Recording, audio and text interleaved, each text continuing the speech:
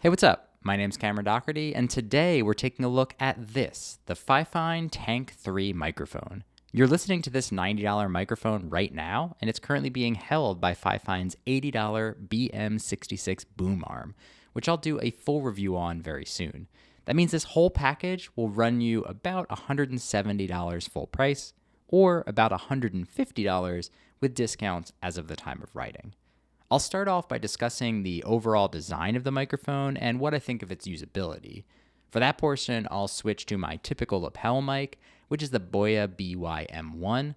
After that, we'll do a sound comparison of the Fifine compared to two competing microphones, and then we'll discuss overall conclusions. Additionally, please note that both the microphone and the mic arm were sent to me by Fifine for review. However, this review is completely my own. They had no say in the content, nor have they seen the video before it's posted. With that, let's jump in. The first thing that I noticed in regards to design and build of the mic was that it's heavier and more solid than I expected. I guess that does fit with the name Tank though. It feels absolutely like quality when you hold it. The full metal construction is really solid, and I think it just looks really cool in general. It's simple and clean, the black and silver complement one another really nicely, and I think it could fit in just about anyone's setup. Everything from a streamer surrounded by RGB, to a really sophisticated podcast setup, to just a corporate Zoom call where you want to have better audio. This mic wouldn't feel out of place in any of those circumstances. When you unbox the thing, it's very simply just the microphone and a single USB-A to USB-C cable. No other bells, no other whistles. It comes with a one-sided mount that you see on it here, and it has both a 3/8 and 5/8 inch mounting point at the bottom. I was immediately impressed by how fluidly it moves while still being held firmly in place wherever you decided to stop it. On the body of the microphone sits a physical mute button, which has a pretty satisfying action when you press it. It's very quiet and requires enough force that you're unlikely to bump it and accidentally mute yourself.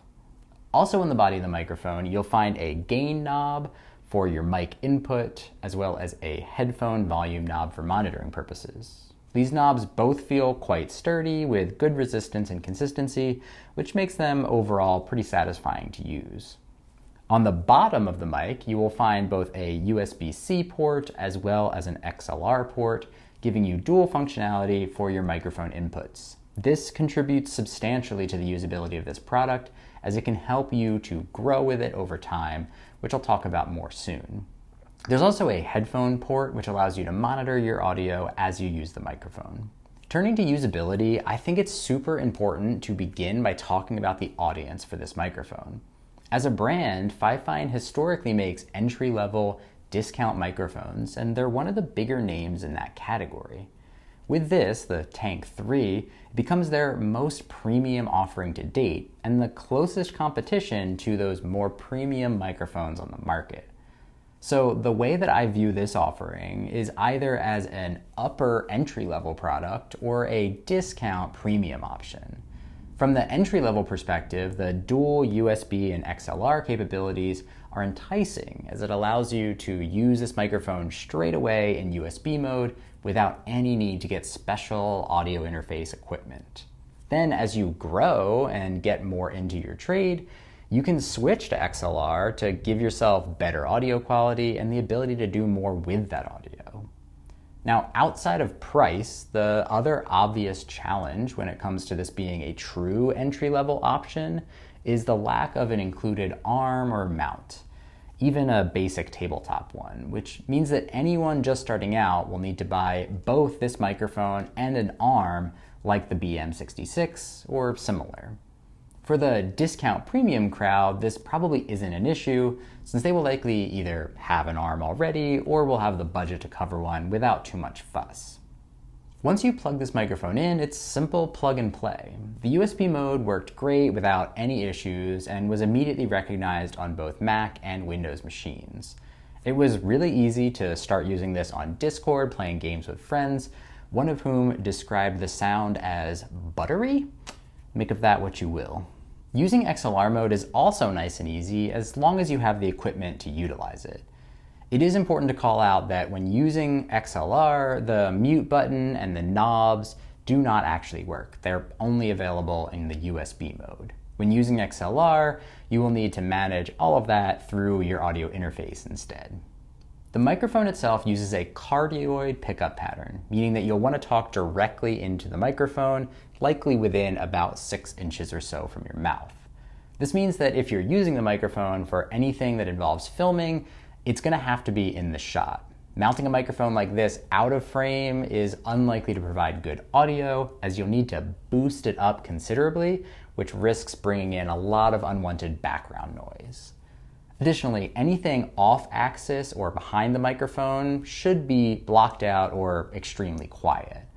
Ultimately, this design is perfect for picking up individual audio when you're podcasting, streaming, YouTubing, gaming with friends, or any other situation where you want enhanced audio and you're at a desk or in some other stationary position. Now that we know all about the features, it's time for an audio comparison, which will involve me switching the audio between these 3 microphones. Now before me, I have the Fifine Tank3, along with the Samson Q2U and the Elgato Wave DX.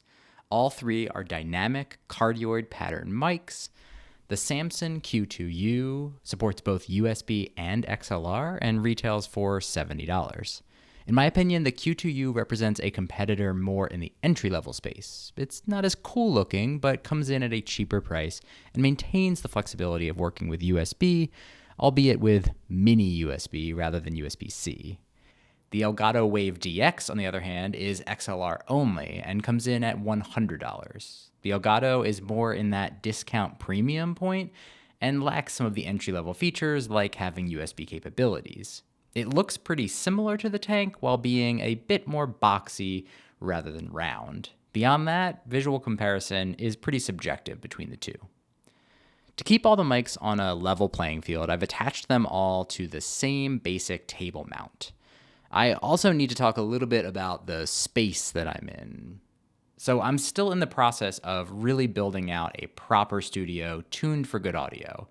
I've got echoes inside, plus a noisy HVAC system, lawnmowers, and a highway, all within earshot outside. So making this place work for sound has been a challenge and should be considered when listening to audio on all of these mics.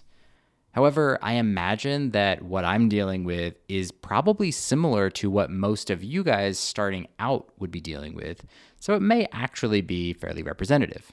Who knows? Now, assessing sound quality, I actually want to start with the Samson, since it's the most unique sound out of the 3 in my opinion. This one comes through with a much stronger low end, and it makes my voice feel much deeper and more bassy, especially if I get close to the mic like this. Personally, I like the way it sounds, but I'm not so sure that it's completely true to life. Either way, I think that this one stands alone a bit in its sound compared to the other 2. Coming back to the Tank 3 and the Elgato, both sound very neutral to me. Neither one has a strong low end, though you could easily adjust this in post if you wanted it to sound more like the Samson. Overall, I think that these sound like a pretty accurate representation of true-to-life sound.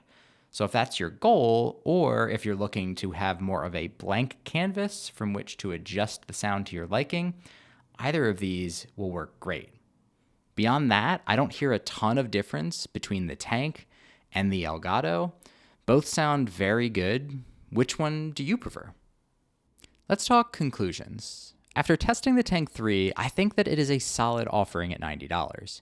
If you're someone who's just starting out and looking to get going quickly and at a reasonable budget, going with a combination USB and XLR microphone is definitely the way to go. It makes the barrier to entry substantially lower and gives you the ability to utilize the microphone for a longer period of time. The Tank 3 specifically achieves this while, in my opinion, looking pretty much as cool as some of the highest end microphones on the market. If you are, on the other hand, looking for an upgrade, or if you're in that discount premium market, this microphone sounded very similar to the slightly higher priced Elgato, which does not have that USB functionality included. Now, wherever you fall, I believe the Tank 3 has a solid argument to be in the running for your next microphone. Let me know what you think about the Tank 3 down in the comments. If you want to pick one up for yourself, you can find an affiliate link in the video description for both the microphone and for this boom arm. Keep a lookout for that review coming shortly as well. Finally, I recognize that I am not an audio expert, so if I've said anything incorrectly or made any assumptions which are incorrect, please let me know in the comments. I'm absolutely looking to continue to learn and get better across all of my reviews, and I appreciate your feedback. Thank you so much for watching. I will see you in the next one.